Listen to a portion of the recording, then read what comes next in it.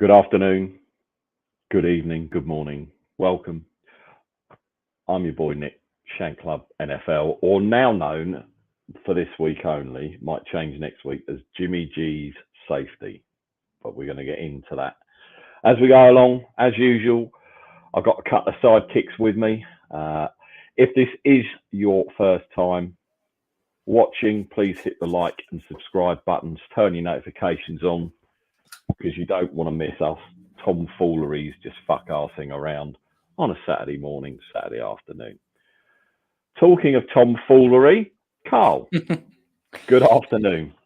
Good afternoon, sir. Oh, what a joy it is today. First of all, I'm going to kick off with how happy I am right now. Obviously, you got my last text saying why I was a little bit late. And that's because we are always red. North London will always be red. Fuck the shadow dwindling cunts that is Tottenham Hotspur. Go fuck yourself. So that's the greatest part of it. But I also have a little bit of some sorrow news as well. And that was, it's a year to the day today that my grandfather passed away, Roy Gilby. That's basically his picture. So let's go. His picture there back in the day. It's a year today that he passed away. So as a little remembrance to him, at the end of the show today, I will have a little taste of his whiskey that I bought him around about 4 years ago. And when he passed away, he said I can finish this off. So this is basically now a remembrance drink, shall we say. So rest in peace, grandfather. Indeed. And one of our own flock, who I won't mention because I haven't asked their permission, their sister-in-law died of cancer yesterday. Obviously, I'll tell you off air afterwards. Yeah. One of our contributors. I texted him this morning, and he told me the sad news. You may remember about a year ago, they said it was not good and terminal, and unfortunately, she died yesterday, which is a real shame. So at least we got something nice to talk about and someone to take the piss out of, as usual, making his return, because unfortunately he forgot he was going to a soccer match how can you forget that? He's obviously, McDonald's in Kansas have obviously changed their uniforms as well, because he's got a new jacket on, or either that or he's covered up his McDonald's uniform. I'm not too sure which one. Mr. Smug, welcome back. You were missed last week, obviously, but we did see you in the chat, so that was good. How has your week been?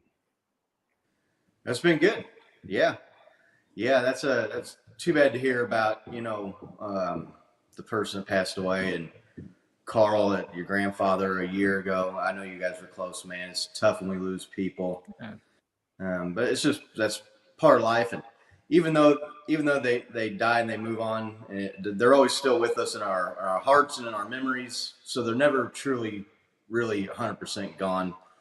But yeah, take a toast to your granddad, and best warmest thoughts and wishes to our friends who lost a family member. Sucks. It's tough. My grandfather always said it's a part of life. Unfortunately, it's one of the shittier parts, and that's kind of the way I've always looked at it. But yeah, so I'm doing good. I'm here with you guys, and I'm upright, and everything is good.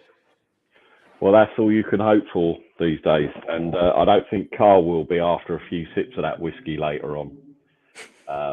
I expect. Did you have a little libation during the Spurs Arsenal game?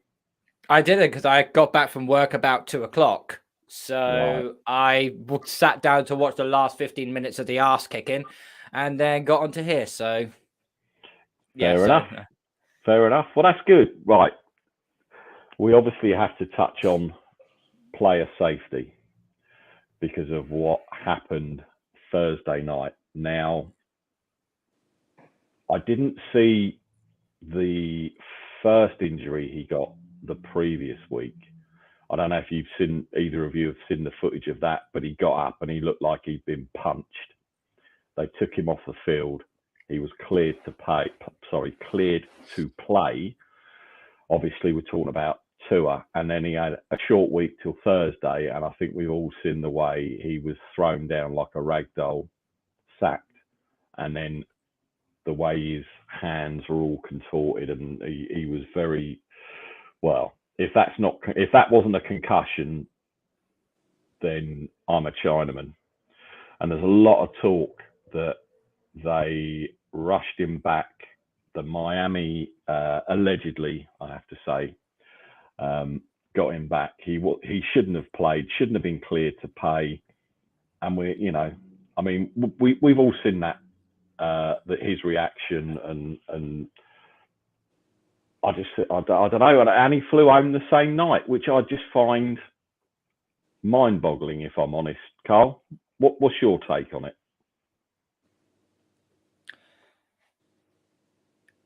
Right. All this talk about him having the back injury in the Bills game. There is a certain way how this could be comprehended to be a back injury, but 9 times out of 10, everyone is saying it's that he got concussed. Okay, and that was when you get hit in the back at the top, it's a cervical injury, so it shoots up. It shoots up. So that's what you saw from where he took a shot. There are 3 incidences. There are 3 parts of that. Of the first one against the Bills, which kind of it simultaneously showed you how he got concussed. Okay, first one was the hit himself. Okay, the back of his head hit the turf. That's gonna hurt. That's gonna hurt, and that's gonna hurt. That's gonna impair your vision. Okay. Second one, and no one really looks into this a little bit more detailedly. When he got up and started jogging, he shook his head. You only shake your head if you're trying to get your vision back or something. So there's your second impact. I think the other thing, sorry, Carl, to just butt in, when he shook his head, if you look at his legs, he looks like a boxer that's just been hit with a haymaker. Yeah, he does. And his legs are totally gone. Yeah, I mean, I saw this from last night. My stepbrother was boxing on YouTube. Unfortunately, he lost his fight, and when he got hit, I saw his legs wobble. I thought, that's it, he's gone. He's not there, and he ended up getting toasted in the second round. But going back to that, and the third time was just how he fell over. That was not a typical slip, trip, or tumble. That was generally losing your balance and losing all coordination of your legs. So the fact he went into the 10th, went to concussion protocol, they've done the right thing. The fact that they brought him in is really, really concerning and also very suspicious to me, because all throughout the week, I've seen a lot of players actually come out and said they have actually lied to get out of the concussion protocol. They have actually lied to do that because they want to be in the game. They don't want to let their teammates down, rather than be the health and safety of their own being. So there's the instant there. The brain hasn't had time to heal. You're putting back out onto the field 5 days later, when the brain hasn't had time to heal. The skull is still intact, but the brain is still moving around because it's still trying to adjust back to where it used to be. That second hit is that second impact. What we saw in the Bengals game was what we called SIS, second impact syndrome, where all of a sudden, because it went shot straight up his arm, that's why his freaking fingers went like that. Because the second impact completely, that's a traumatic hit that he just had. What I say is, okay, you're not dealing with just a football player. You're dicing with someone's life here. For the first impact, if they had done the right thing to keep him out the Bengals game, because that's personally what I would have done. Even if he'd have gone back in there and passed the concussion protocol, I'd be like, you're playing 5 days' time. I'm not 100% convinced by this, even though the doctors say you're cleared, but I'm just going to rest you and then rest up for 10 days. We'll evaluate you and see if we get you going in the following week. That's what basically should have been done. But it never did, and we're never going to understand why that happened. There are so many reasons where where Mike McDaniel could have actually saved himself a lot of aggravation here by just actually taking Tua out of the Bengals game altogether. But he did not do that. I personally think right now, I don't think the Dolphins as the franchise are in trouble. I don't think the franchise is in trouble because I don't think it says. It's down to the evaluators. It's down to the doctors, and it's down to the people that have given him the green light to go back onto the field, A, against the Bills, and B, to play in the game against Cincinnati. See, this is my problem with it, Scott, and we see it time and time again when players enter the protocol. I nearly said percussion, but it's concussion. They're out. Well, he might have felt like he'd been hit by a fucking drum. Who knows what was going on in his head? The thing that worries me with this is normally it's 10 days, isn't it?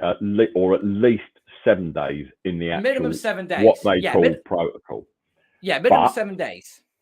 5 days later, he's out there playing and gets waxed. What's your thoughts on it, Scott? It just seems a bit fishy to me, and I know it's the Miami Dolphins, so that's why I use that analogy, but it definitely is a bit sus. Well, if you would have watched Ace Ventura, Pet Detective, you would know that a dolphin is not a fish, it's a mammal, Nick. So that play on words what do dolphins eat? They don't eat caviar and steak, they eat fish. They do eat fish. Dolphins. Yes, and I know it's a mammal. But thank you for the Geography 101. Geography, not even geography. Biology. Sorry, biology, man. Come on. Marine biology. There you go. Look, I'm tired. That's my excuse. Anyway, sorry. I interjected. Do carry on, Scott, old chap. No. So here's the thing. I'm just going to preface what I'm about to say with a couple of qualifiers. First of all, I'm operating under the assumption that the independent doctors, neurologists are not on the take from the team or the NFL or anything like that, that they are truly independent on their own, not employees or compensated by the team whatsoever.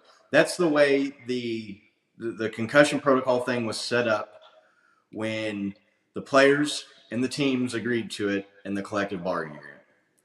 Second thing I'm going to qualify this with, so I'm assuming that he didn't have a concussion the first go around because the doctors evaluated him and said he didn't have a concussion. I don't have any reason to believe that they're lying. I don't have any proof or evidence to support that they are lying. So until something like that comes out, that would definitely change my opinion. But here's my opinion of the thing. First and foremost, everybody is pissed off at the team and saying they should lose draft picks. They should be put in jail. They should have to forfeit. I've seen people online saying and it seems like everybody is directing their ire and their frustration and their vitriol at the Dolphins. To me, they are the least culpable in this situation. Okay, first, to me, they are operating off of information given to them by the independent doctors and neurologists that the NFLPA and the teams have agreed to use for concussion protocol. And so to me, like, if they say the guy's good to play and the player says he's good to play, I don't see how you can be upset with the team for playing the guy. What are they supposed to do? Not listen to the doctor? So to me, everybody's pissed off at the team. They're directing all. They're mad at the wrong people here.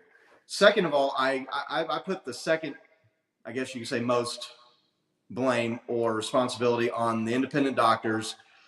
These are people that, like I said, aren't supposed to be affiliated with the team or compensated by the team. They are supposed to be truly independent. They evaluate the guy. They're giving the player and the team information to go off of. So they're kind of the middleman. They're the doctors. They know. They run the tests. But to me, like, ultimately, nobody on the face of the planet is more responsible for your health and your well-being than you are. Carl, you said players lie to get out of the protocol. Well, then that's on them, man. That ain't on the team, and that's not on the doctors, okay? If you're in there lying to them and faking to pass the tests, that's on you. I don't see anybody mad at Tua.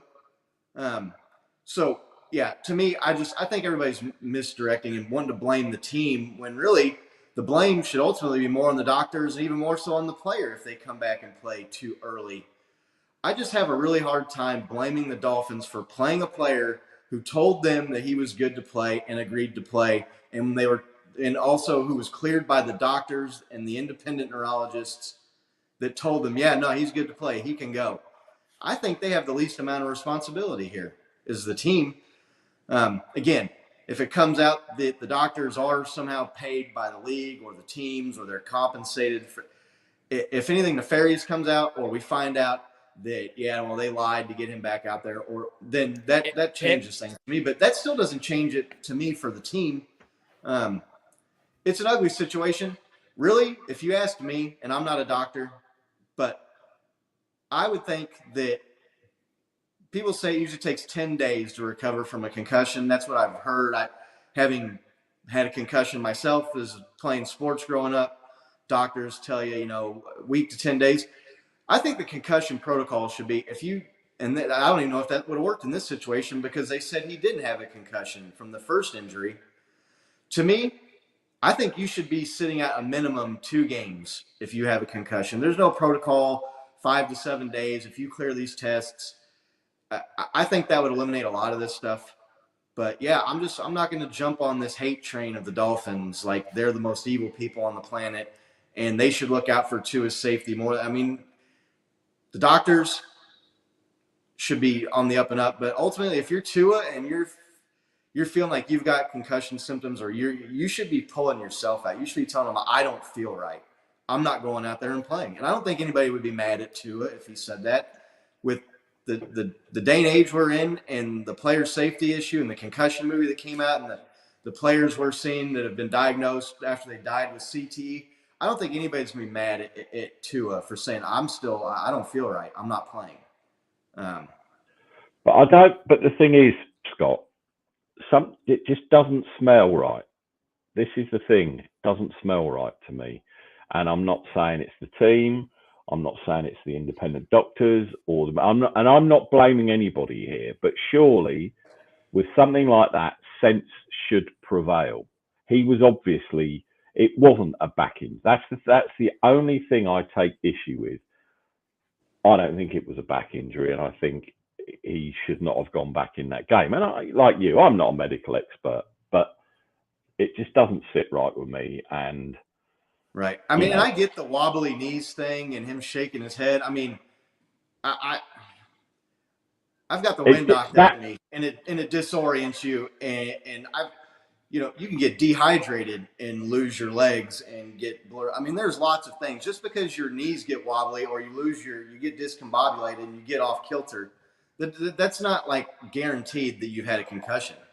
I think the other thing that sort of has ramped it up as well is short week, gets Yeah.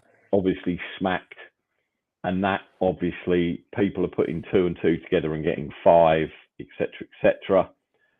But it just doesn't. I don't know. I don't know what it is. It just doesn't seem right to me, and I don't think we'll ever know. I don't think. I mean, I know the NFLPA are supposedly looking into what's gone on and this, that, and the other, but like a lot of things in the NFL, Brian Flores made things about the medical staff and all that, and I know that's water under the bridge now, but that's a guy that's upset that he got fired. And well, exactly right. I was gonna say a lot of times when you get these things come out, it's always labeled a disgruntled ex-employee. Right. And it can be in any job, in any walk of life, etc. But again, all that's doing is adding fuel to the fire. But we might know, we may never know. Anyway, let's go back to last week, and we are all walking the walk of shame because our teams, well, I don't know what to say. Big losers. Hence my name, Jimmy G Safety, because as per usual, 49ers Twitter has been very fragrant. Hey, that was a smart play by Jimmy to step out of bounds. It saved them from giving up a touchdown. That's the point. That's the thing. Not according to 95% of fault, and we all know how toxic all our teams' Twitters can be. And ever since Trey went down, bless him, it's just been a shit fest. Everyone, Carl's got to go. This has got to happen. This. Nothing's going to change. They're stuck with Jimmy unless he completely stinks the whole place up and they bring Purdy in, and would we be better? Probably not. We all saw what happened when Nick Mullins and CJ Beathard were in there, and it was a fucking train wreck. Laney, good morning. Welcome along. So yeah, we all saw in 49ers land the shit show that was that, and I think the only way Jimmy is out of there is if he gets one of his injuries, which one of his nicknames is Jimmy Glassopolo, so you got to be careful what you wish for at the end of the day. Scott, now, was that just an anomaly being beaten by Father Time, aka Matty Ice, or what happened? The Chiefs shot them. I mean, that's just a classic case of the Chiefs shooting themselves in the foot over and. I mean, they start the game. Go ahead, Paul. Full read. You went full read. That's what you did. You went full read. Like I don't want to take up 2 hours the entire show talking about the mistakes the Chiefs made, because I could. That's how many mistakes they made. But they start the game off by kicking the ball away. They get the ball. They defer to the second half. They get a 3-and-out. The rookie punt returner, tries to field the ball at the 5-yard line, fumbles it, gives them the ball at the 4-yard line. You give them a touchdown right off the bat. I don't know how many years everybody talks about, Chiefs fans and media, about Dave Toub, the special teams coach for the Chiefs, being the greatest of all time. The Chiefs have been, I'm not going to say they've been terrible at special teams for a long time, but since he's been here, you constantly see players making dumb mental errors. You don't field a punt at the 5-yard line. They always say not inside the 10-yard line, because there's always a chance it bounces into the end zone and you get a touchback. What's going to happen if you fair catch it at the 6? Well, you're guaranteed to get it at the 6, or worse, you fumble it and the other team recovers it at the goal line. That's a mistake that they make. You saw another special teams blunder at the end of the game when they kick it off. The guy catches the ball at the 1-yard line. Just let it go into the end zone for a touchback. You don't waste any time. The guy catches it and runs around and wastes 10 seconds and gets tackled at the 15-yard line instead of taking the touchback and getting it at the 25. Now, I will cut the special teams some slack. The kicker missed an extra point and he missed a field goal. But this is a guy that was like the three of us watching games on TV 2 weeks ago. He's only on the team because Butker, who is one of the best kickers in the league, injured himself week 1 at Arizona. So I'm not going to get too mad at Amendola. Look, the guy was trying. If he's not good enough to be in the NFL, that's not his fault. There's only at any given time, there's 32 teams, and only half of those have kickers that you feel really, really comfortable about. So I will cut them a little bit of slack there. The offense sputtered. The offensive line has not looked very good for the Chiefs the first 3 weeks. Patrick Mahomes I want to say he was pressured on like 35% of his dropbacks in that game. That's terrible. He's only been sacked a couple times this year, but he's been pressured and running for his life. The offensive line, who everybody thought was going to be a strength this year, has not been very good. The defense, remarkably, has played really, really well. If you take away the touchdown that they gave up when they were put first and goal on the muffed punt at the beginning of the game, they held the Colts to 3 points for the entire game. They shut down Jonathan Taylor. He averaged under 4 yards a carry. They stopped him on 4th and 1. They kept getting the offense the ball back. But this is the last thing I'm going to say. And I'm going to go on a rant here because this really pissed me off. Chris Jones getting called for a penalty after a sack on 3rd down that would have made it 4th and 14 on the Colts' own 30-yard line with under 4 minutes to go. The Colts were going to punt the ball. Okay, the punt unit was running onto the field. Chris Jones didn't get face mask to face mask with Matt Ryan. He didn't point in his face. He didn't stand over him while he was on the ground.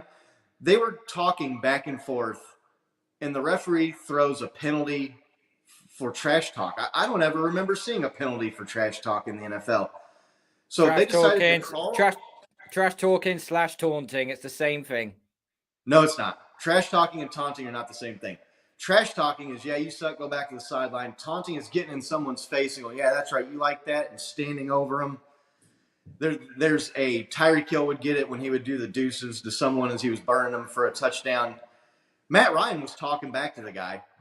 And the referee even said after the game, he said something that players shouldn't say on the field. How many hot mics have you caught where players are using F-bombs and using vulgar language? It happens all the time. Have you never watched mic'd up before? So they call a penalty that they normally don't call.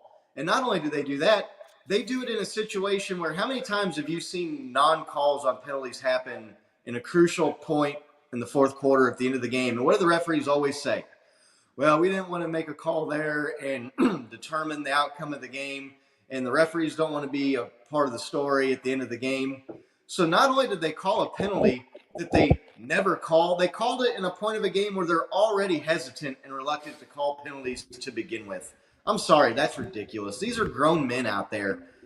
I get that you can't have guys standing over one another and you can't have guys pointing fingers in people's face masks and shoving and pushing. I get that, the taunting. But to me, 2 guys that are talking to one another after a play is over, that happens on, 8 out of 10 plays? You see it a lot of times, guys are trash talking back and forth, and the refs will get in the middle of them, and they'll separate them, and they'll move them apart from one another, and then they go to the sidelines. Nothing. That, to me, was just it was egregious. It was a terrible penalty. It definitely shifted the outcome of the game there at the end because instead of punting the ball away, the Colts go down and score a touchdown. That to me was atrocious. Well, we were a trio of losers, and we've had an old bad penny appear from nowhere. Look who's turned up, Mr. Smug. Freddie. Hello. His team lost too, so it's still Loserville. It is, but we're a quadruple Loserville. And if we lose to the Jets tomorrow, we're very much in the Loserville. So, if you lose to the Jets tomorrow, I'd switch your Twitter off if I were you, because that is going to be the ultimate insult. And we're at home, so it would be even worse. But you're right, because you're playing Zach Wilson. You're playing Zach Wilson now. He's finally been released from the handcuffs of his mum's best friend. So Yeah, but what a mum's best friend. I'm surprised his wrists are still working. We've beaten Joe Flacco for years, but I don't really want to talk about the Steelers. Can we talk about something more interesting? No, because you've got Trubisky as your QB, and you ain't getting away with it that easy. It's not Now- even Trubisky. It's the worrying thing is it's not even Trubisky. It's Matt The old Canada. the old man retired last year, and Yeah. you get a younger version of the old man this Yeah. year, still That is, dinking and dunking. well, it's like watching exactly the same team as last year. We're relying on the defense, which currently doesn't have its best player, and an Well, that's offense. another thing that I wanted to say as well. We talk about the QB being one of the most important positions, but the Steelers are seriously missing Yeah. their best We- player. well, In fact, we probably rely on the our pass team's rush. best player, and that has really stifled your keeping in games. It's a quarterback league. That's all there is to it. If you don't have a top 5 or top 10 quarterback, you're not a contender. No. Yes, it's And true.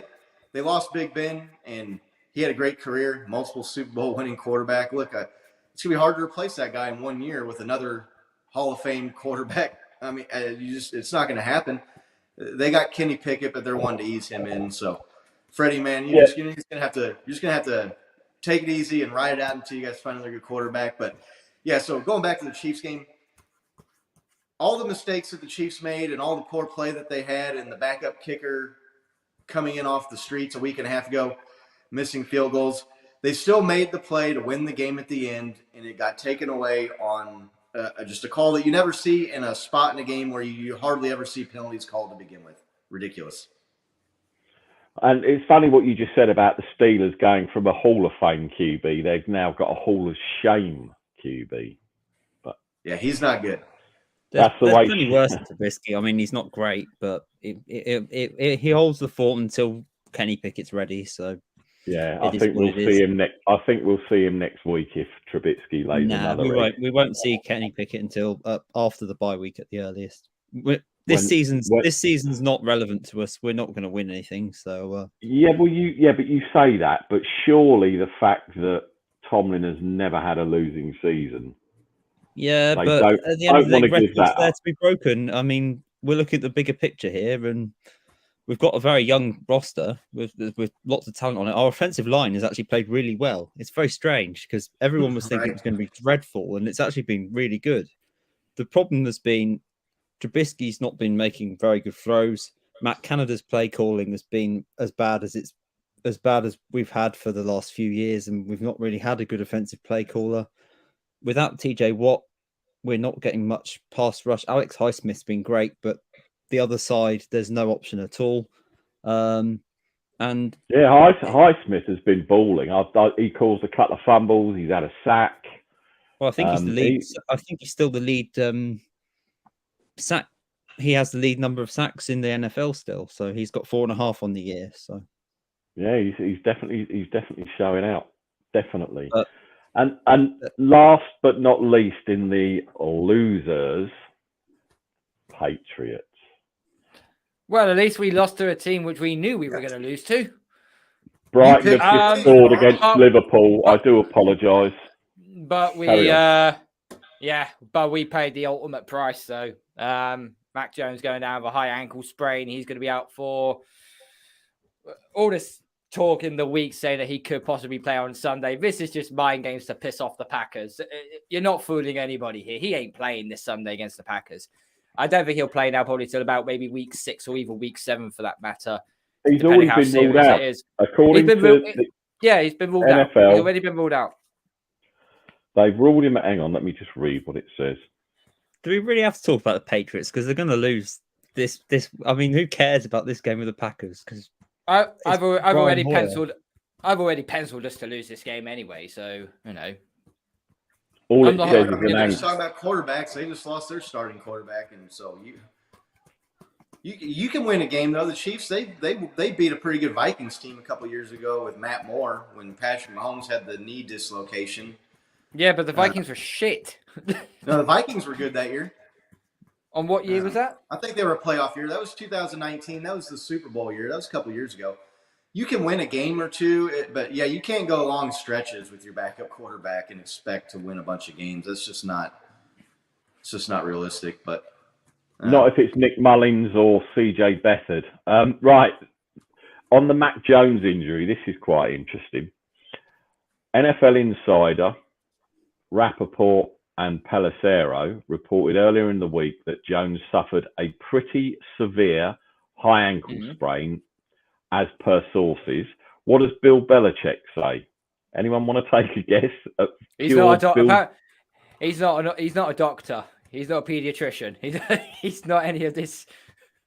The QB apparently, right? So if you imagine the scenario, bearing in mind they say it's a severe high ankle sprain, so he's got a walking boot on, probably with crutches and really struggling.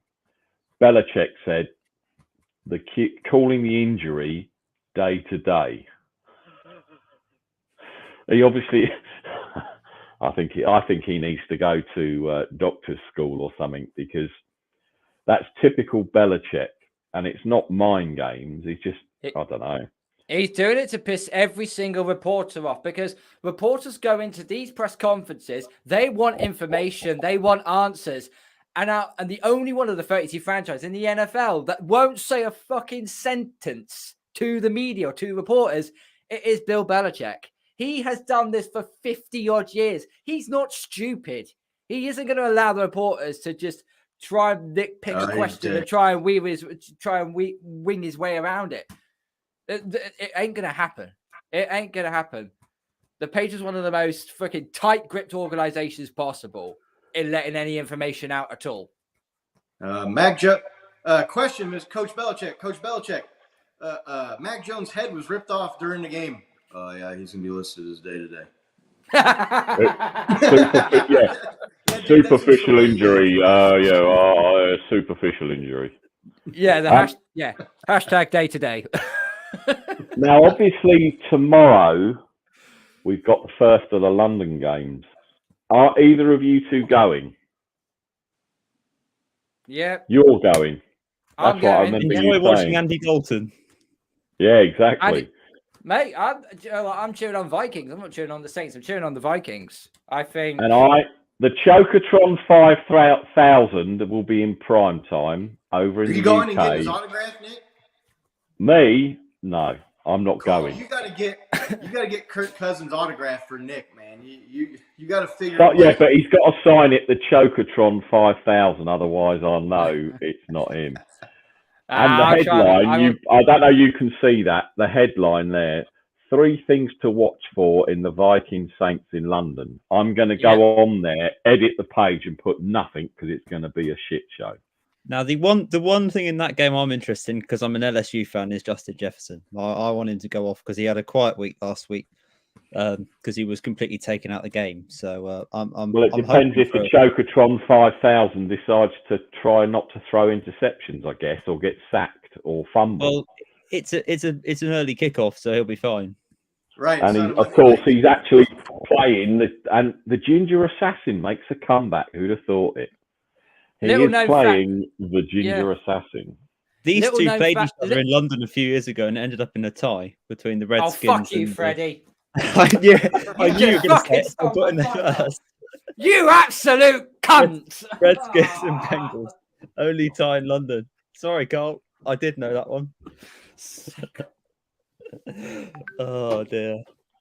Yes. I can't remember if I would have been at that game, but by the point of that time, I was probably slumped in my seat asleep from alcohol abuse. That's what normally happens. I remember it well. It was a terrible game, but it was really good entertainment because it was 2 really bad teams. So, I think if it's a good game, and of course we all know that the NFL is a business at the end of the day. And if it's entertaining from the standpoint of it's high scoring or defenses play really well and there's lots of fumbles and sacks and it looks good and the aesthetic is good, then the NFL wins. Doesn't matter that they keep sending over these shitty teams. Because, I mean, Brighton nearly scored again. Shit. I don't think the Vikings are a shitty team, though. What, with the Chocotron? Come on. Really? He's honestly, and it does make me laugh where he's concerned, because a majority of the 49er fans when Kyle Shanahan first went there, wanted him as QB. And he is the modern day Tony Romo. And I've always said that, hence the Chocotron 5000. He isn't. He won't. He will Trey Lance take us over the hump? We aren't going to find out this year. And I believe that his development is now questionable, personally, because we don't know what he's going to be like after the injury. It's another year out, and it's 3 games in 3 seasons, which, as much practice as you do, it's not games. But yeah, I don't want Kirk Cousins anywhere near the 49ers. Nowhere what happened near. To your team, Nick? Which team? The 49ers. Yeah, what happened to the Niners, man? Can we not talk about Did you I watch only that Sunday night football game? That was the worst game of football I've ever seen, and I've seen some Steelers football. I said in the comments last week that game was gonna the Niners were gonna win 9-6, and it ended up being 10-11.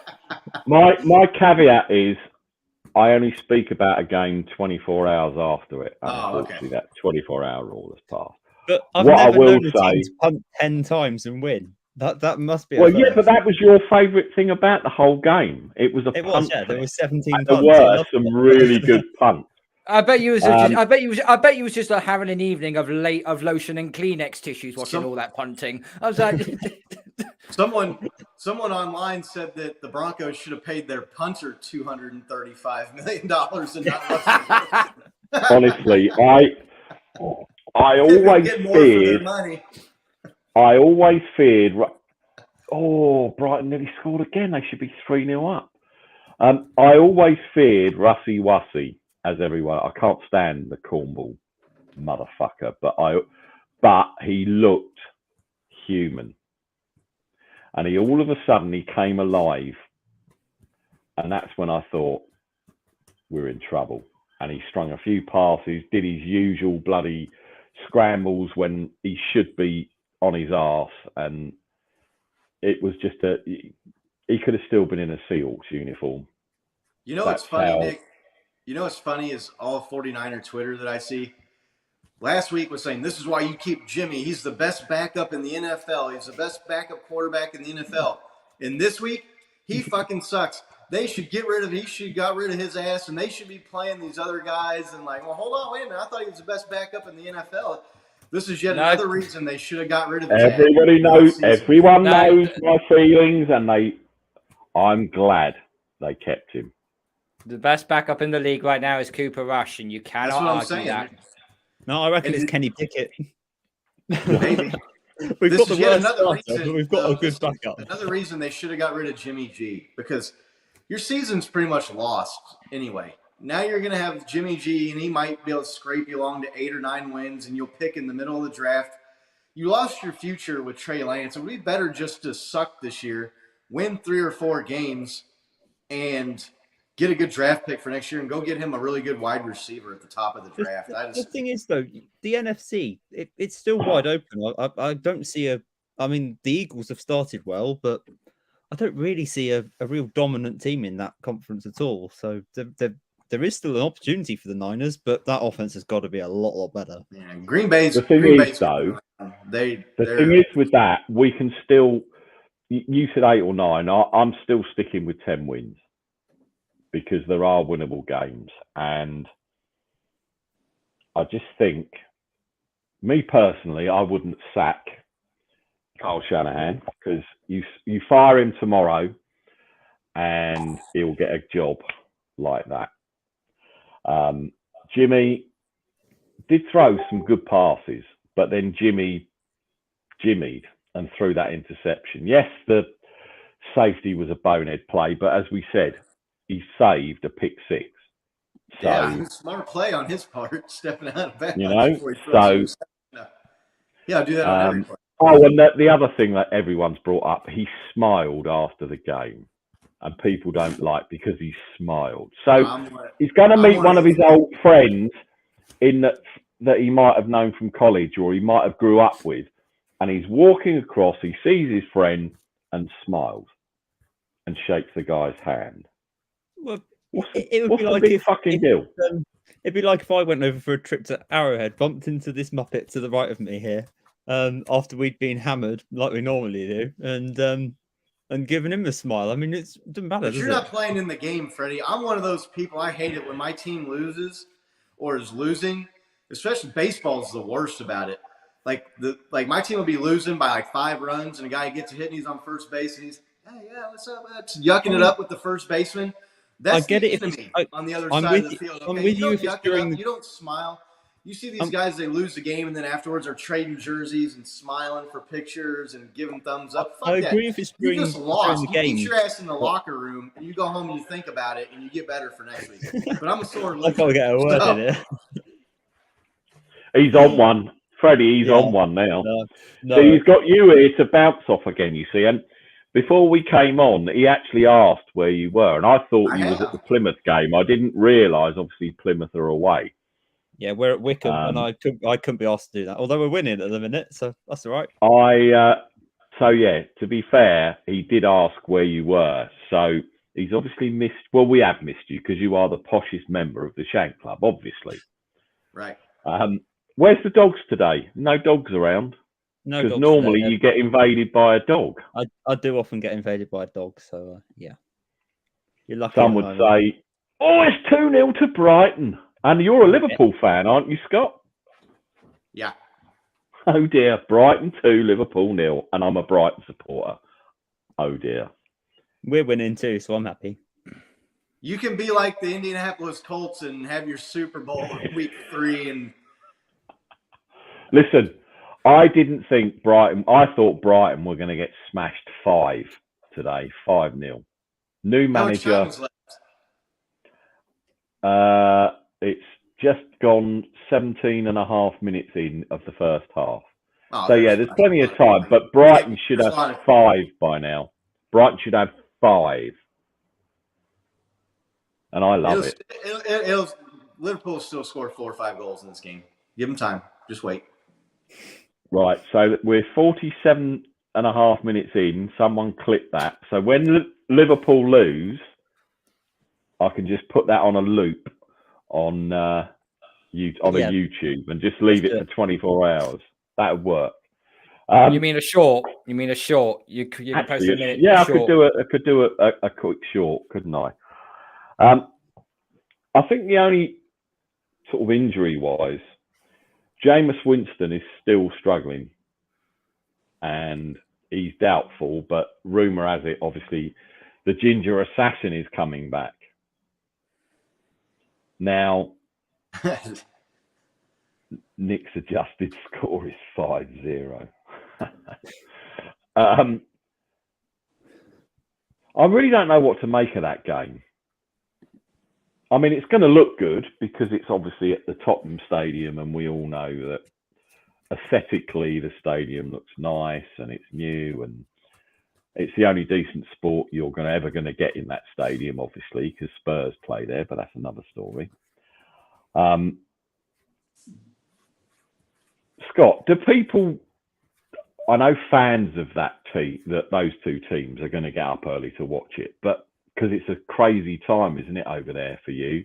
Is it like 5:30 in the morning or something silly? Yeah, they're usually pretty early. I don't know if it's that early. Like, what time is the game your time? 2:30 p.m. Oh, 2:30 p.m. That's the same thing than here. That's 8:30 in the morning Central. So that would be 6:30 in California, like on the West Coast, which is pretty early. Yeah. But teams will get up. People will get up. Obviously the fans, but it'll be on TV, and there's people that get up early anyway. So a majority of the country is probably up at that time. It is. So people actually, apart from obviously fans of the team, you think it's a pop? Well, you think the viewing figures will obviously they're not going to be the same as the 10 a.m. and the 1 p.m. games. And you've got people like my mom that just love football, and they'll watch any football game that's on TV. So yeah, it's you're right though. It's not like a noon or a 1 o'clock game where most people are ready for it. a lot of people like me forget that it's on. Like if it was the Chiefs, I would remember, but I just forget that there's a London game and it started at 8:30. I'll be flipping channels or I'll go somewhere and I'll see the game on and it's like 11 and it's already in the third quarter and you're like, fucking time this game, and then you realize that it's the London game. So, but yeah, I must admit I've done that before with Thursday night football, and I set my alarm, and doesn't matter what teams are playing, and then all of a sudden I'm like, oh shit! Then I switch it on. I thought, oh fuck, I've forgotten to bloody watch this game. Right. More often than not, Thursday night football's rubbish anyway. So, but yeah, I mean. Well, it is when the Steelers are on there, obviously. Yeah, but that was probably our most entertaining game so far this season, which says a lot. Carl's going to the game. You'll have fun going to the game. It's cool. Like I'm gonna be wrecked. I'm gonna be wrecked by kickoff. Right, I've gone to a couple like well, I'm trying to think of the team I saw back in the day. Played at Arrowhead. I think it was Manchester United. EPL games. They have some teams come over here and play. I went to the MLS All-Star game back in the day when they used to play against I want to say they played against Roma here at Sporting Park in Kansas City. So, yeah, that's cool. That's neat when a league that you usually watch on TV 95% of the time comes over and plays games, and you get to watch. Especially like you guys, you're bigger NFL fans than I am. Like you're like the Champions League or EPL league. I was giving Nick a hard time, and I am a Liverpool fan, but I don't follow them as rapidly as like you guys follow your NFL teams. The games are on really early. They don't have them on channels that, unless you usually have like some sort of cable plus additional sports package, you can get a lot of the games. So I get to watch like FS1 will have the Emirates Cup, like the FA Cup final matches like that. If there's a big match on, sometimes like if it's Liverpool is playing Manchester FC or something, they'll have it on ESPN or Fox Sports or ABC. But yeah, I don't follow it as closely as you guys. So that's cool. I'm looking forward to getting over there next season. I need to get over there for one of these. I was kind of holding out, hoping maybe that, because the Chiefs played the Lions there a few years ago. I was kind of hoping there were some rumors maybe the Chiefs were going to play the Germany game this year, so it's kind of holding out hope. But yeah, now they're saying next year, so I don't know. I would love to get over there and go to a game and see like Wembley or the Spurs Stadium or something. It'd be cool as hell, no doubt. The Tottenham Stadium is the best stadium I've ever been to. It's design. The way how they've designed it and constructed it, they've built it specifically to keep the noise inside of the stadium of how it's all designed. And as someone who's I've been to 2 NFL games at Tottenham before. When the away team are on third down, it starts pumping up. You can actually hear the crowd going around. It's like a whirlpool of noise just goes around. It's like I can't hear myself think. It's but. Yeah, it's worth going down for the atmosphere, but you're going to see because obviously Kansas City, you'll see pretty much 90%, 80% all Chiefs fans, and then you got your own little huddle of the away supporters, that sort of thing. When you watch an NFL game here in London, all 32 teams of the fan base is represented. There is a sea of color everywhere you go. You see stuff that I wear, what Freddie wears. You see some more older type of jerseys, vintage stuff, that sort of thing. You still get your class act idiots who dress up to the teens in glasses and wigs and chains and thinking they're fucking Bobby Dazzler all of a sudden. But it's just an amazing atmosphere. It really is. And it is worth going to. And I've got a suspicion for the Chiefs will play in Germany next year because I've been told, because obviously I follow the Patriots well enough. They said they actually lost out the bidding part against the Bucks to do the first game this year. So that's now, I think we're going to be playing in Frankfurt in 2024, I believe, because it'll be Chiefs first, then it'll be Patriots, then it'll be the Panthers. Yeah. Because of the German rights. We have to so it'll be a snooze fest, and a snooze fest then. That'd be good. Well, that depends who the Chiefs play. Well, the Chiefs might be all right. The Panthers, well, hopefully they'll have sacked Raw by 2025. But I think Raw might. Okay. I think Raw's bottom is getting rather hot as we speak. Well, they had a good win last week, so defense won them the game, not Baker Mayfield. Don't get that twisted. It would probably which failed round one draft pick will they have by that year? One swallow doesn't make a summer, as they say. It would probably be Ryan, an NFC team, right? Because I don't think they want two AFC teams having to play a home game against another AFC team, especially not a division game in another country with the travel and everything. So I don't know. Maybe we could get like a Chiefs Niners game over there or something. That'd be keep fingers crossed. I'd love to see Mahomes getting his ass kicked by the Niners defense. That would be rather special. Next year, so that'd be fun. Yeah, we play them in a couple of weeks. It's gonna be it is gonna. Well, it depends how it's going, doesn't it? Ryan, I did send you a link earlier if you did want to hop on. Right, let's do. And we've missed you, Freddie. So we're going to do some tactical voting to get at least one lone wolf out of Freddie this week. Oh, sorry, did I say that out loud? I do apologize. Right. So let's go with the London game first. Yeah. Okay. Vikings, Saints. Freddie, choose.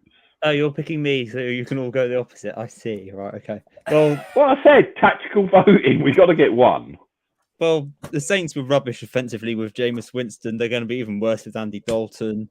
The Vikings have not been amazing, but they're good enough to win this game. So Minnesota for me in a low scoring win. Oh. Scott. Yeah, I got to pick the Vikings in this game as well. I can't pick the Saints.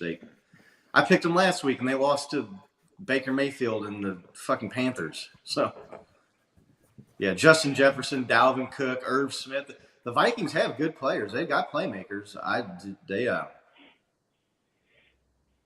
Carl?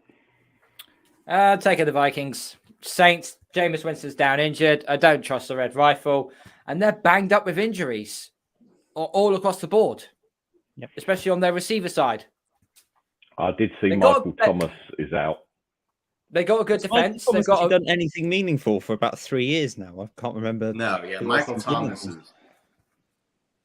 They've got a good defense, Saints. I think the one matchup I'm really looking forward to watching will be Marshawn Lattimore going 1-on-1 against Justin Jefferson. That'll be a really good matchup to watch. Well, I am going to go with the Vikings.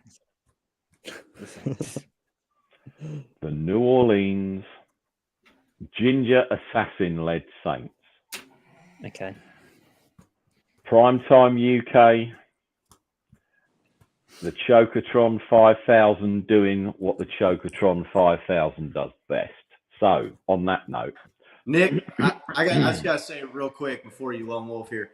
I was watching that Monday, was it Sunday night or Monday night game that the Vikings played the Eagles and just got their ass kicked. Monday night. And Kirk Cousins threw like 12 interceptions or whatever it was in that game.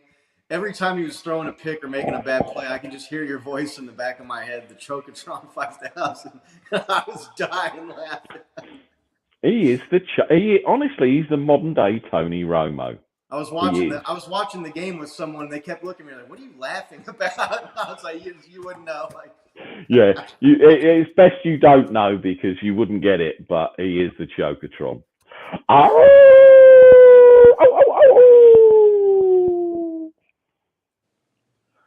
Right now, this could be one of the contenders of the week for the shit bowl.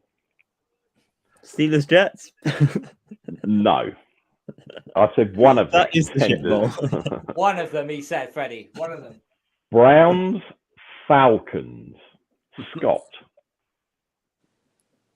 Falcons I don't know what to think of them, man. They score points, and Marcus Mariota looks okay, and Drake London looks like he's the man. I just want to give a quick thank you to the guy who picked ahead of me in my fantasy football draft and took Breece Hall so I could get Drake London on my dynasty team. Thank you very much. But the Browns have looked better than I thought they would look with Jacoby Brissett, man. Like I'm surprised, and they've been leaning on the running game and Chubb and Hunt. Amari Cooper has been unbelievable. Just think about, man, what that guy's gonna look like when Deshaun Watson comes back. Browns they could look really, really good. It's gonna be a tough team, but this game, who's the home team? Falcons or the Browns? Falcons. Man, won't make much difference anyway, because the Browns fans will probably overrate that stadium anyway. I'll pick the Browns. I can't pick the Falcons, man. I want to pick them all the time. You just can't pick them. With the Falcons, and talking about them being at home, the last game I saw of this season at the whatever it's called, Mercedes-Benz Dome, there were a lot of fans doing some really good impressions of being empty seats, and that's quite telling. And so home field advantage to any team obviously is important with the fans. I'm going to go for the Browns. I just think they're going to have a bit too much for the Falcons. They got a good running game. So yeah, I'm going to go the Browns. Mr. Roast, what do you think? I don't know, because if Myles Garrett, because he's day to day at the minute, isn't he? So we're not sure if he's playing after his ridiculous car crash earlier in the week, where he was clearly driving far too quickly on a road. It depends. If he's healthy, I think the Browns have probably got a bit too much. If they haven't, the Falcons have looked okay. They've not looked amazing, but they've looked all right. I'm really tempted to go the Falcons, but I just know that Carl will go the Browns and force me to do a lone wolf. So to protect my sanity, I'm going with the Browns. You haven't been practicing lone wolf, Freddie? Come on, man. No, I'm out of practice. So I mean, when I have been practicing, you've heard what we get. I was going to say, if that was your practice, then you're out of practice. Yeah. So I'm going with the Browns. Carl. Okay, this arsehole is one step ahead of me. But yeah, I have to go the Browns. I think the Falcons will still keep it close, but I just think the Browns' running game will just be too much for them. That's the thing, isn't it? I mean, yes, the QB play has been okay, but they do rely so much on that running game. More probably than obviously their pass rush, because you can pound and ground with that running game, that two-headed monster. But yeah, it's one of them ones that could be a shit bowl, or it actually could be a good game, and we'll obviously see on Sunday. Buffalo Bills coming off a tough loss, and the Ravens. This is such a good game. Oh, God.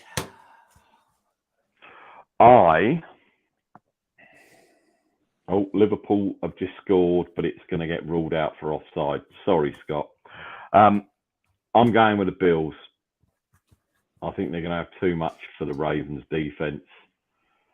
But it's going to be interesting and I do like when you could have a possibility of a possible shootout. This could be one. But I'm gonna go with the Bills. Carl? Oh no, Brighton. Sorry, it's been a goal, so it's 2-1 to Brighton. There you go, Scott. Come back, Carl. on. Oh, this is tough. This is so tough. I am going to take the Bills, but only just. I think Lamar and the Ravens are going to make this game very, very close. I think it's going to be high scoring, and I think it's going to come down to who has the ball last. And I think the Bills will have one play to get it done with.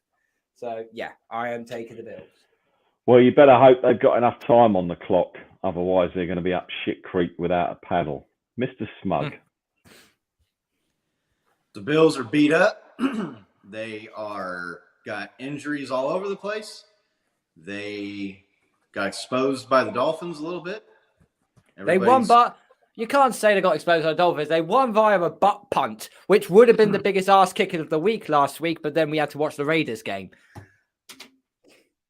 Dolphins played them tough, and I don't think the Dolphins are that good. So, Lamar Jackson is on one right now. The dude's playing unbelievable. I'm gonna roll Ravens in this game. Thank goodness for that. The Ravens. Oh. I'm also going with the Ravens, and I really did think that. Oh, wait a minute, Nick. Never hold on. Timeout. Tactical timeout. No, I'm going Ravens. The Ravens are actually my Super Bowl team this season, and that's coming from a Steelers fan. I mean, I said before the season that Lamar was going to be on one this year. With a lot. I still think the Bills are going to be in the Super Bowl.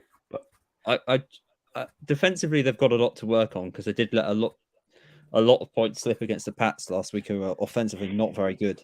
But on that offense, it's just so good. This could be a shootout. I have no idea why Sky Sports haven't picked this game for the 6 p.m. game tomorrow. Because they're probably. I'll have this on one screen with the Steelers game on my smallest screen available. What's the 6 o'clock game on Sky? Just out of interest, it's Jags Eagles. Really? That's going to be an arse kicking, but we'll get to that when we get to it. Now, again, potentially this is going to be a blowout or a shit fest. The Washington Commanders at the Cowgirls. Now, we all know no one's going with Washington. We all know who I'm picking because I'm not picking the Cowboys. I couldn't give a fuck. I am not picking the Cowboys. There is no way. And this is why you're rock bottom of the Pickem League. This is why you're rock bottom of the Pickem League. Listen. Did you watch Washington last week? There is no way. I don't care. Carson Wentz is dog shit. Carson Wentz is awful. But I am never picking the Cowboys. I don't care. I can't pick the Cowboys. So, well, you might as well be your lone wolf now because the three of us. Anyone else? Is anyone else picking? Oh well. I don't care, and I'll probably be lone wolf in Seattle and everyone else I hate. Right. Oh, now talking of the Seahawks, my boys from Hard Knocks at home are obviously going to win. Lions. Carl? Is it at Detroit or in Seattle? At Detroit. Yeah. Carl's stuck under his desk? Yeah, no. I've got my book. I'm writing it down on my desk. Okay. Okay. Yeah, I'll take the Lions. Close game, but I think the Lions will win. Lions are going to kick their ass. What are you talking about? Scott? I don't know. That passing game's kind of come alive a little bit for the Seahawks the last couple of weeks. DK Metcalf is woken up. Tyler Lockett's woken up. The Lions, I still don't know how sold I am on the Lions. But he's flirting with you now, Mr. Roast, because he could be lone wolfing here. Well, I'm not lone wolfing here anyway, so it's all right. He's sitting on the fence trying to. Yeah, I'm going to pick the Lions. I just think it's a closer game than most people think. I don't think it's going to be a blowout by any stretch, but I just don't have any faith in that Seahawks defense. I just keep waiting for the Lions to lion. You know what I'm saying? Well, they kind of lioned in the loss, or losses, should I say. They've done that. But I just think at home they're going to be too much for the Sea Chickens. What do you think, Mr. Roast? I agree. Nothing more to add, really. Lions have got some injuries, which might make it a bit closer, but they're just a better football team, so I take the Lions. Now, I think we are all going to agree on this next one, and I don't unless anyone says anything different. Chargers over the Texans. Well, this one has me question marks because the Chargers are not healthy. They've got a lot of injuries, but the Texans' offense is just dreadful. They haven't got anything going at all. Well, they did manage a tie this year. That's about all they've got going for them. Yeah, but which is better than the Chiefs managed. So yeah, it's true. I mean, I can't really roast anybody, but my team. But I'll take a couple of hits. But yeah. So, are you going to lone wolf the Texans? Because I don't think anyone else is picking them. Nah, I think Chargers have just about edged this, but there's a little doubt in my mind here because this will be quite. I think this will be a lot closer than you might think, but I'll just about edge the Chargers. The Titans versus Old Father Time at QB for the Colts. Bearing in mind the Colts have just come off a monumental victory against the sorry-ass Kansas City Chiefs. Carl.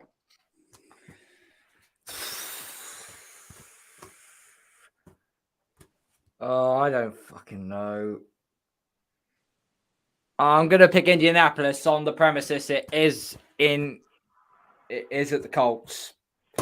But Tennessee, I don't know what to make of them right now. Did Derrick Henry get going last week? He may have started to. But I'm going to take Indianapolis. But I'm not confident with this pick whatsoever. Interesting. Very interesting. Mr. Smug. The Titans, the Colts, they have Jonathan Taylor, and that's it. They got nothing else. Their defense isn't even as good as the Titans have got Derrick Henry, and that's it. The Titans are exactly. What's your point? They're exactly the same. What's your point? Ryan Tannehill's much better than Matt Ryan.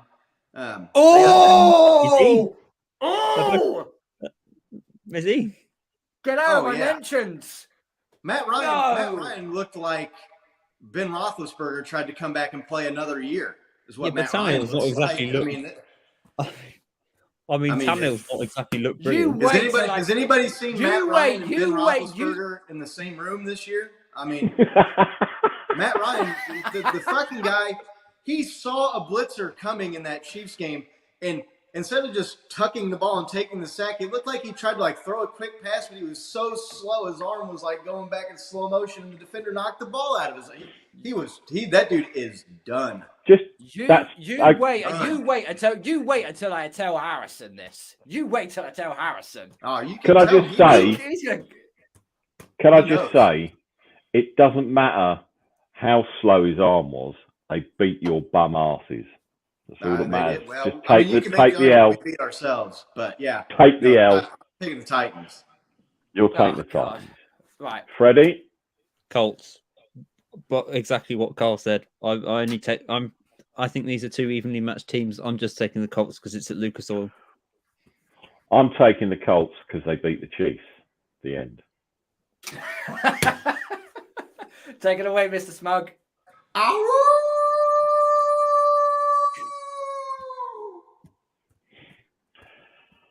See, all that money pays for good high ceilings, for good acoustics. Now, this is another contender for the shit bowl of the week. Here we Bears go. at the Giants. Bears at what? Bears at the Giants. Giants are banged up on defense still. Daniel Jones still isn't convincing anybody. Bears, just Bears. That's a fair enough. Bears are just Bears. I'm gonna take the Bears because I like Justin Fields, and that's the only reason I can think to take him. I think the Giants are frauds. I don't know how they're 2-1, but by the grace of God, go them, they are. But I'm gonna take the Bears. Carl? Didn't I say last week that the Giants are the worst 2-0 team in the NFL? I'm sure I said that. Yeah. Cowboys pretty tough. I'll split the gap. I'm taking the Giants. The Bears are. I watched the Bears Texans game last week. The Bears did not deserve to win that. Really, they're dreadful. The Giants are not great, but they've got Saquon Barkley, and that's going to be the difference. So Giants for me. Sorry, Carl, I missed who you picked because Brighton nearly scored another goal and then got a penalty. 300 years to choose. So. Oh right, okay. Oh, was he? Oh right, sorry. That's how much attention I was paying. Yeah, I'm going to take the Giants. I think David Montgomery is out for this game, I believe. Khalil Herbert's pretty good running back. As a transitional piece, yeah, but as a starter, not yet. So I'm going to take the Giants. Oh my word! Yeah, they're not going. They're not going on my parlay. The Giants are not going on my parlay because that'll be too fucking close.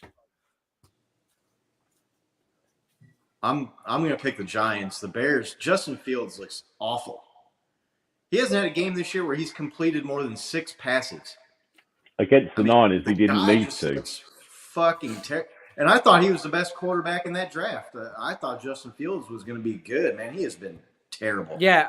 Ohio State quarterbacks work really well in the NFL, don't they?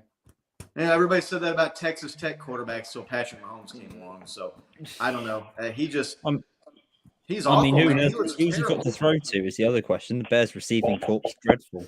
Yeah, I mean, Cole Kmet was a pretty highly regarded.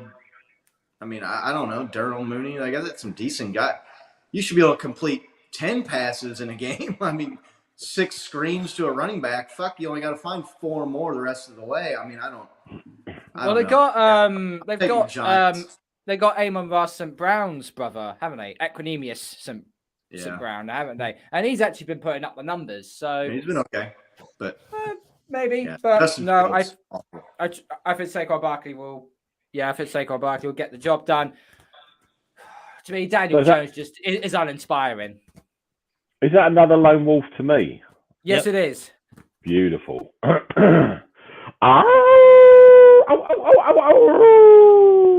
Now, before we move on to some more games, a very quick timeout. Carl, what games, college-wise, am I falling asleep to later on?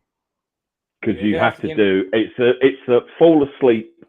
The old man falls asleep watching college football. I'm sorry. The early game on BT Sport last week was actually a fucking good game. I don't know. I fell asleep. I can't remember what it was now. I can't remember what game it was. A very high scoring game. Wasn't it Alabama? Not Alabama. It was. No, it wasn't Crimson Alabama. Tide, wasn't it? Not Crimson Tide. Who was it? The other one. Clemson. Wake Forest. That was a good game.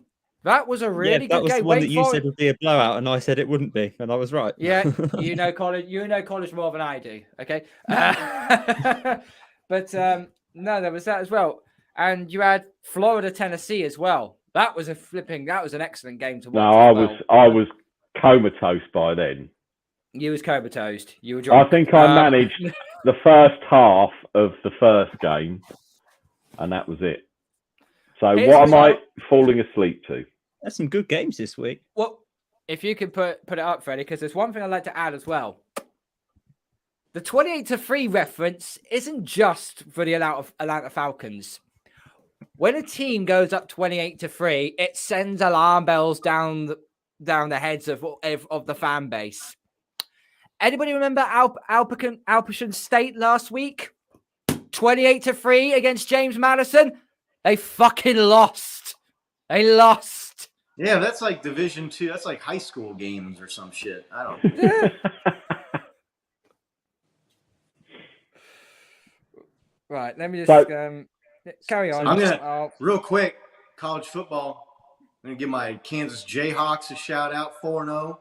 Jalen Daniels should be leading the Heisman discussion right now.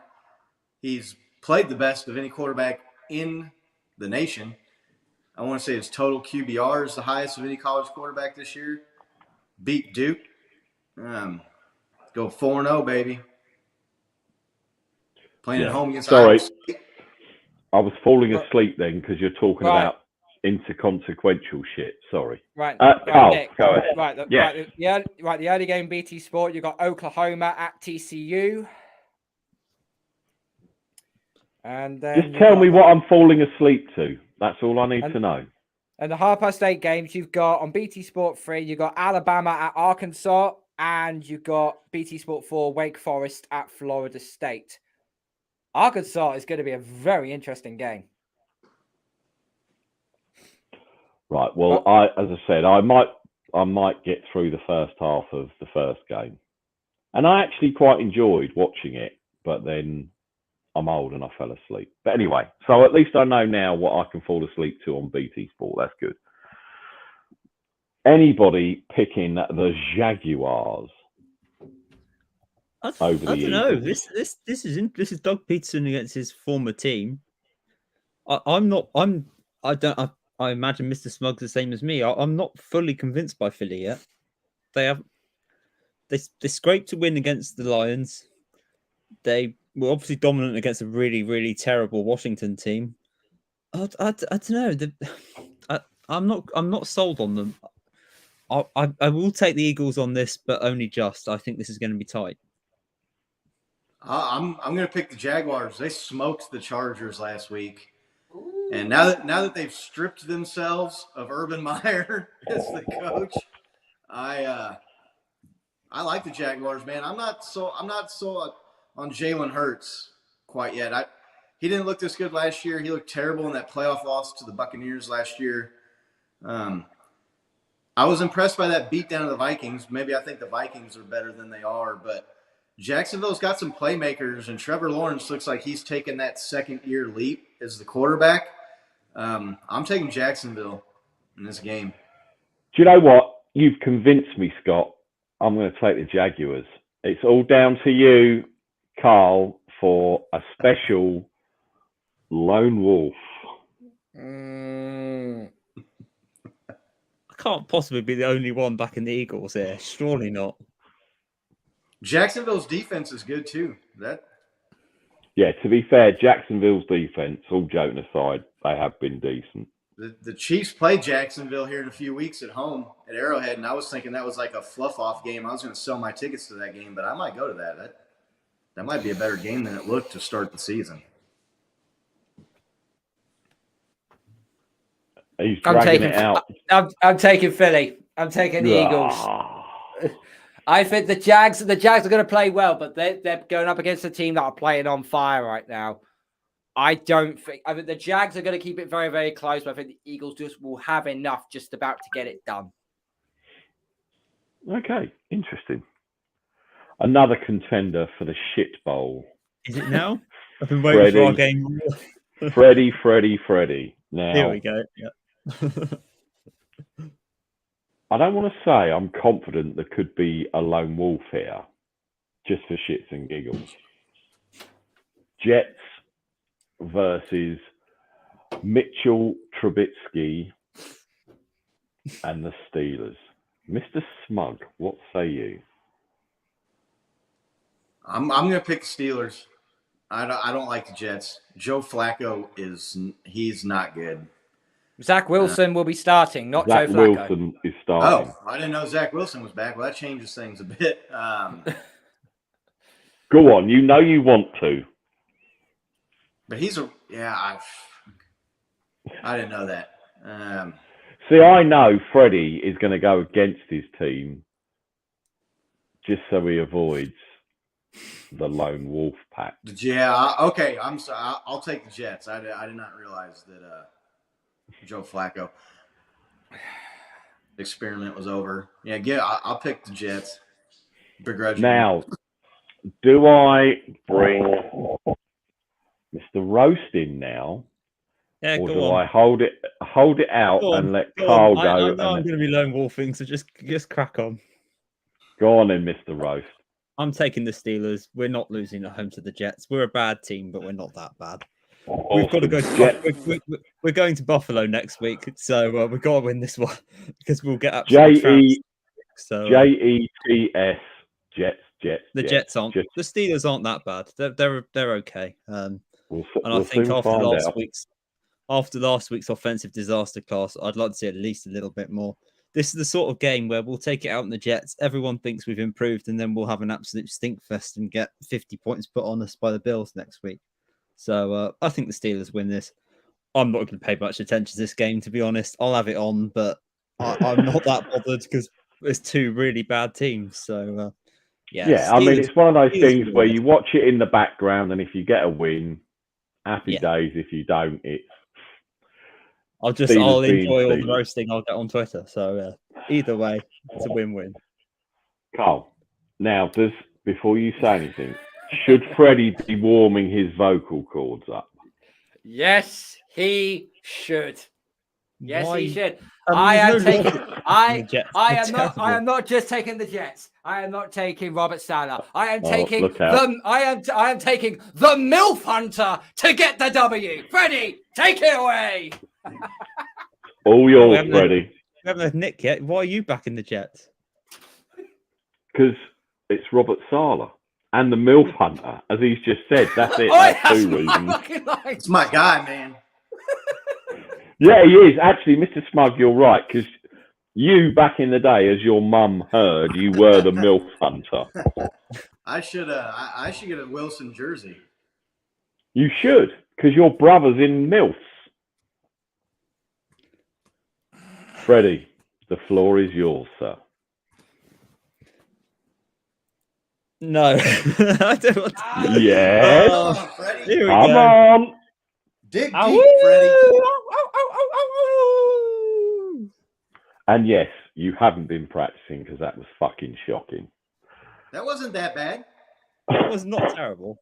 It wasn't as terrible as last year's. Freddie's standards, that was probably that was a solid C. That's a C plus. I'll take it. Nice job. Cardinals, Panthers for me because I'm not picking the Tards. As bad as the Panthers are, I'm not picking the Tards. These are two coaches that need chucking into oblivion. And in fairness, they need to go into an furnace, chuck them into an incinerator. Is this a 9:25 game or a 6 p.m. game still? No, 9:25. The 9:25 schedule this week. Thank fuck I'm going to be drunk by the time this game comes on. Then it might make it. It might. To be fair though, it might make it look better when you're 3 sheets to the wind. That normally works for me. It probably works better for me as well. I don't fucking know. Cardinals. They have the better quarterback, sort of. Yeah. I'm picking Cardinals. Yeah, so am I. You've got another lone. Now I've got about 17 lone wolves this week. Hang on a minute. You need to learn to count. This is my 4th now, not beer. Lone wolf. Hang on.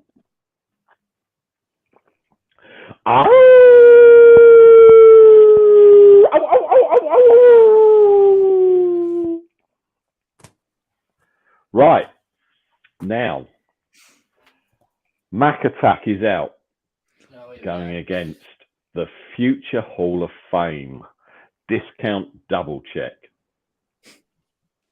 I don't think anybody, even Carl, is going to pick the Patriots with everything that's going against them. Anyone picking the Patriots? Go on, Carl. You know you want to. Packers, move on. Packers. Not a lone wolf yet this year. No, but pre-season, I penciled week 4 against the Packers in as a straightforward loss. Now that Mac Jones is out, we are definitely losing. It's as simple as that. Brian Hoyer, I'll get in the fucking bin.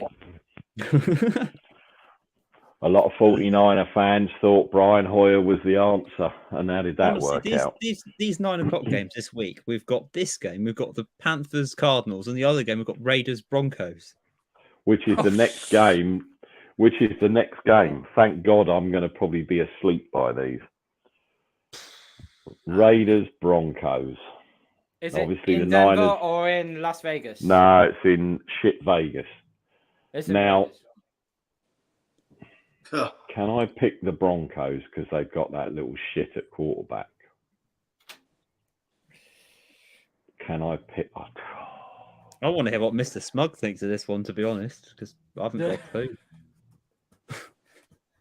I'm going with the Denver Broncos and just pretend that Russy Wussy ain't playing for them because I can't stand the fucking Raiders. Mr. Smug.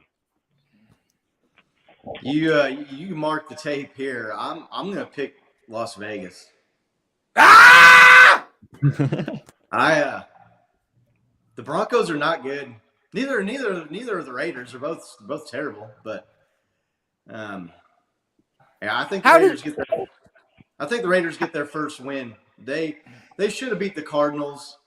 The Broncos look terrible. Russell Wilson looks like he's just a shell of himself, former self. He looks like Mr. Limited now. It's a beautiful thing to see. He doesn't have the weapons. As a Niner fan. I think Derek Carr is better than Russell Wilson at this point in their careers. He's got Devontae Adams and Darren Waller, two weapons that Russell Wilson doesn't have anywhere near. On the Broncos, yeah, that's the only time you ever hear me pick the Raiders is against probably the Broncos because I hate those teams just about evenly. Laney said, "Good job, Freddie." I think he was referring to your lone wolf. I think he was being sympathetic. Yeah. I'll take it. I'll take the sympathy. I think he was being sarcastic, but I digress. I'll take the sympathy. Freddie, who you got? I'm picking the Raiders purely because they've started 0-3 and they had a complete debrief after the last game. I don't like Josh McDaniels as a head coach. I don't like the Raiders, but as I say, I watched that Sunday night football between the Broncos and the Niners, and it was just terrible. Listen, you're not a fan of either of those teams, Freddie. Trust me. I think if you were a fan of either of those teams, you ramp it up by 100%. Because at the end of it, I was just like, thank fuck that's over. Move on. Even if we'd have won, I was just like, thank God that's over. I think with those early morning games, I can get psyched up if it's the Steelers. If it's just two random teams, I was just sapped of energy by about the 13th or 14th punt. So, these are two bad teams. The Raiders have to win. They're 0-3. There's a lot of pressure on them. That's why I'm backing them, just because they really do need this win. I think the Broncos are Carl was saying about the Giants being the worst 2-0 team. The Broncos aren't far away from being one of the worst 2-1 teams. I don't know how they're 2-1. They're a really, really bad team at the minute. They played the Texans and the 49ers. That's how they're 2-1. Yeah, true. And they should really have beaten Seattle if it wasn't for their stupid play calling at the end and their time wasting. So, yeah, fair enough. Yeah, I'm taking the Raiders. Carl? Go on, Carl. Pick the Raiders and make him do another lone wolf. Yeah. Fucking hell. It really is a shit show. Oh, God. Yeah. The Raiders can't seem to get over the hump of the... There you go. I've saved all the falala. I've just lone wolfed it because I can. Chiefs versus the Bucks. Chiefs getting their asses kicked by old Father Time last week, and someone who can't keep their mouth shut. Carl, choose.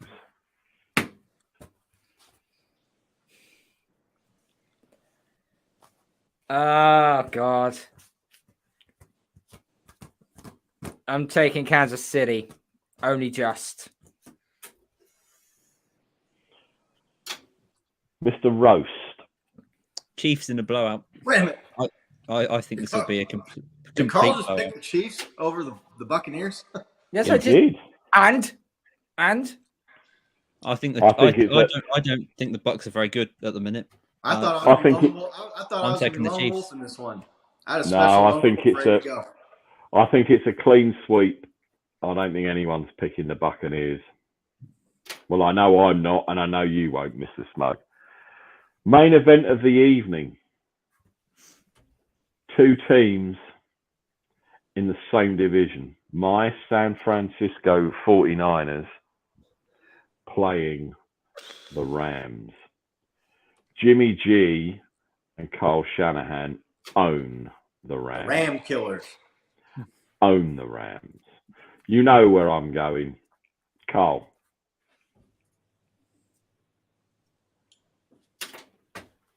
Sorry, bud, but I don't think you're winning. I'm taking LA. That's all right. I'll be at you when the Niners win by 9-3 or 9-6. Mr. Smug. The 49ers to me are like the Falcons. I can't get on the right side of that. Every time I pick them to win, they lose. And every time I pick them to lose, they win. I just can't. Although I did pick the Falcons to win last week.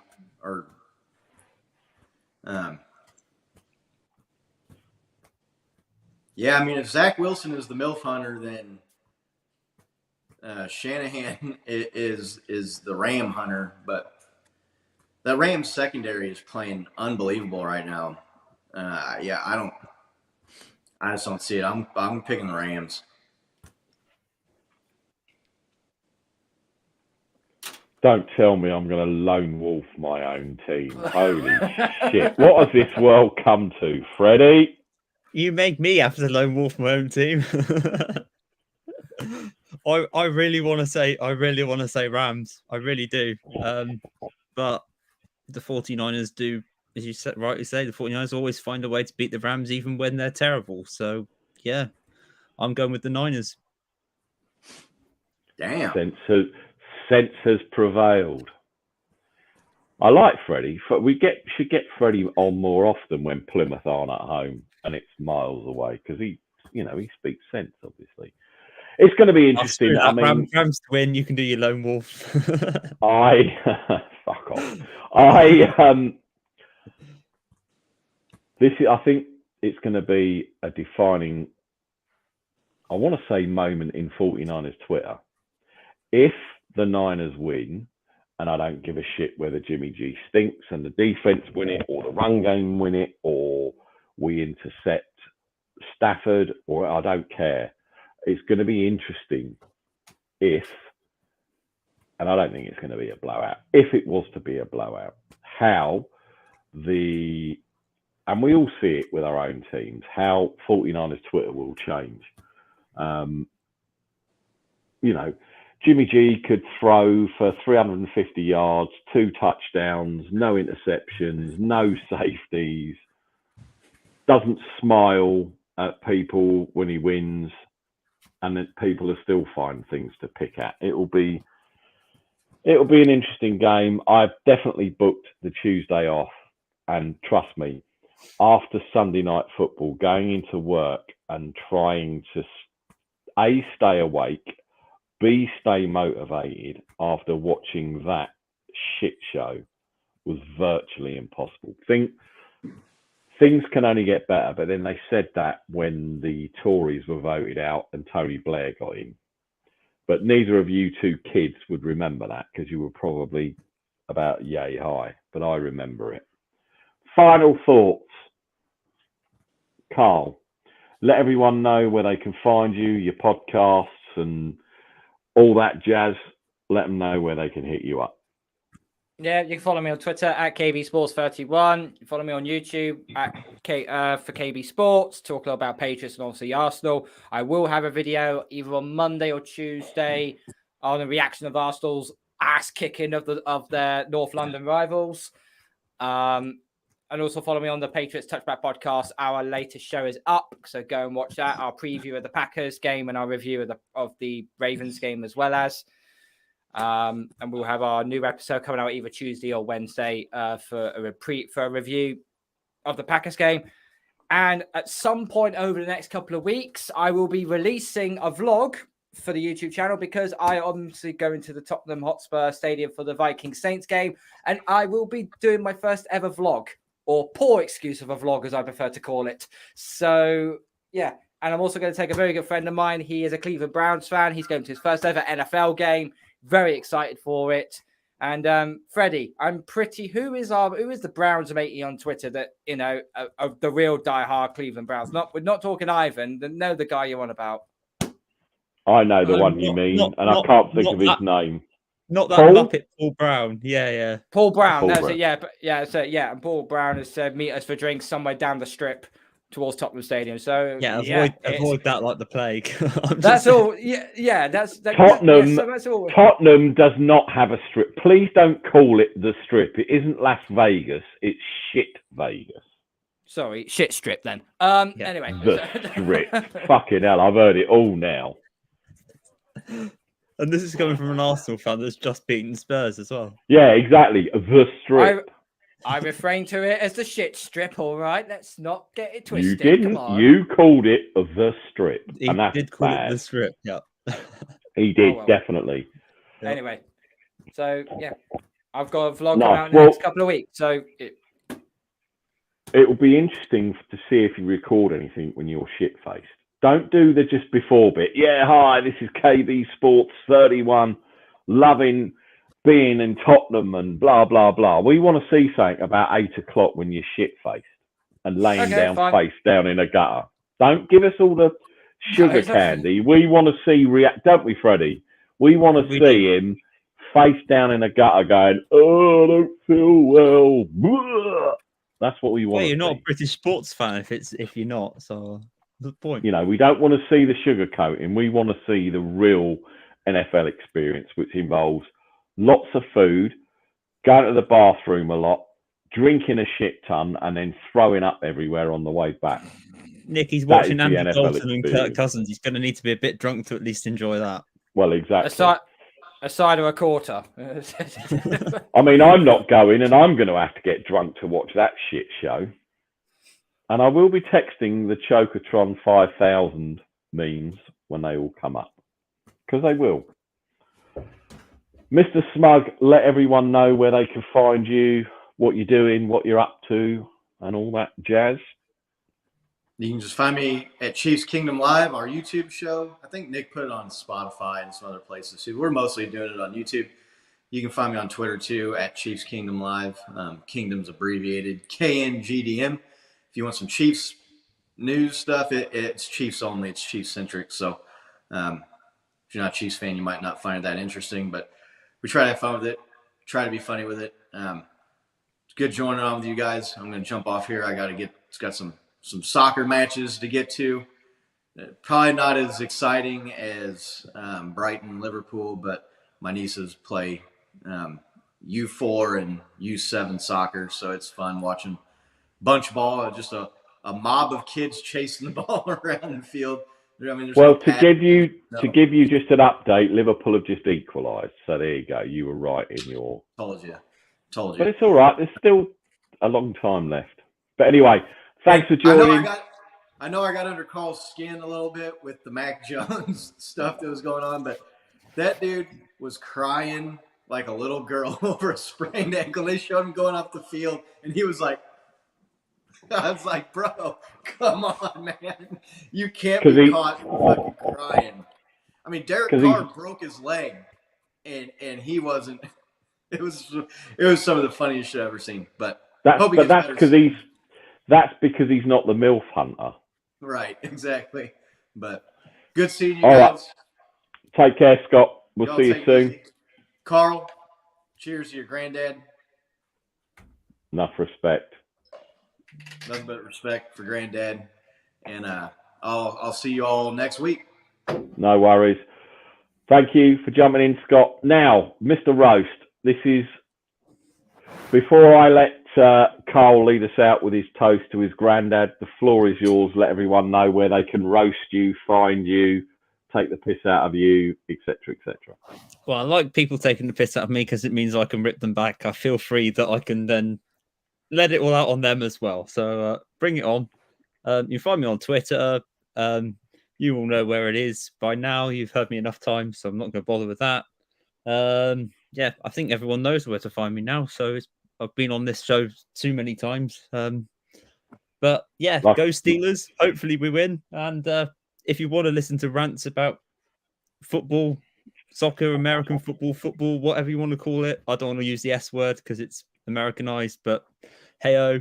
The Mighty Greens are top of League One, so that's all that matters. And currently winning at the minute. So touch wood, all carries on. And yeah, I'm I hope to be on here again relatively soon. I don't want it to be too long like last time. Any time that you're not watching the Janners playing away, just send me a message and I'll get you on, obviously. Yeah, it's been a good show. I will leave the last words before I hit the end button to Carl. I will say cheers to your granddad. I know it's been a hard year. So, Carl, lead us out, brother. See you all soon. This has been the Shank Club. Take care, everyone. R.I.P. grandfather. A year gone past, we still miss you to this day. Thank you for everything you've done. We will miss you. Cheers.